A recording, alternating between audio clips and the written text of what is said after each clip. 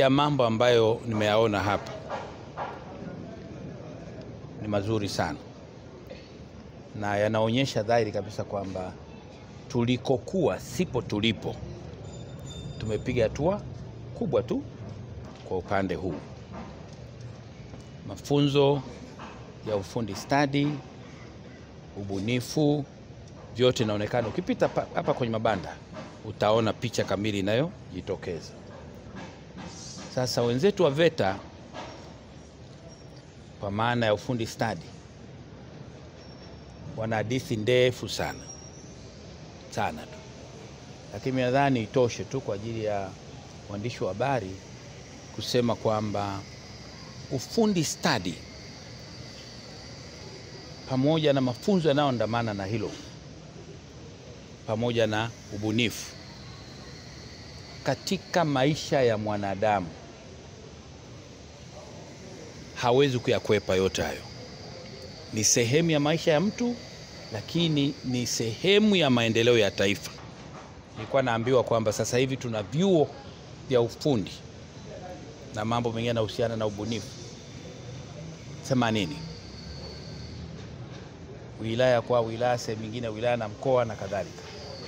Na vyote vinahangaika na eneo la kutoa maarifa kwa vijana ili waweze kutambua kwamba wanaishi katika ulimwengu ambao umezungukwa na fursa. Na kwa hiyo ni swala tu la mtu kuamua, ngoja nijaribu kulifanya hili.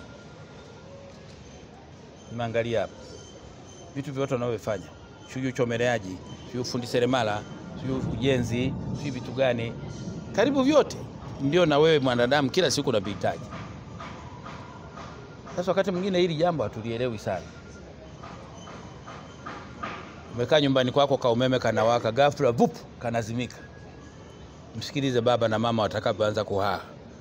Sasa umeme umekatika, sasa sichokonua mwenyewe kama unaweza. Hawezi kwa sababu hana ufundi. Maji bomba alikuwa anatoka ghafla vup.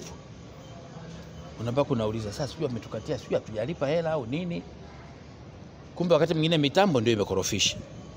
Mpaka patikane fundi aende kurekebisha, ndipo umeme urudi na ndipo maji yaendelee.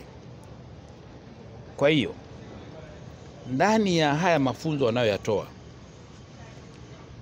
utakuta kilimo wamo, ukienda kwenye ufugaji wamo, ukienda kwenye uvuvi wamo. Ukitazama sasa kwenye huduma za jamii, nenda afya, nenda elimu yenyewe na makando mengine yanayofanana hayo. Hawa mafundi stadi ambao wametoka kwenye vyuo hivi vya kwetu ndio nafasi zao na wao kuweza kuona kwamba nimesoma, nimepata maarifa, naweza nikaomba ajira pale nikapata. Na leo nimefarijika sana katika kuzunguka. Nimekwenda Tanzania Investment Center, kituo chetu cha uwekezaji.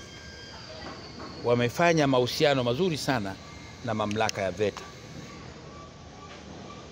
kwamba wale wawekezaji wanapokuja nchini watumie fursa ya kuwa karibu na TIC au Tanzania Investment Center. Wao wanahusiana sasa na VETA. Wanajua vijana gani kwa ajili ya viwanda vya aina gani tumeshawatoa na wapo.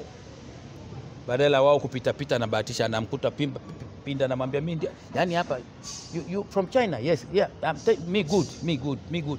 Kumbe hana lolote, hata chuo chenye hajaenda. Kwa hiyo nimefurahi sana kwamba angalau linki hii itatusaidia sana kuwapeleka vijana kwenye maeneo stahiki.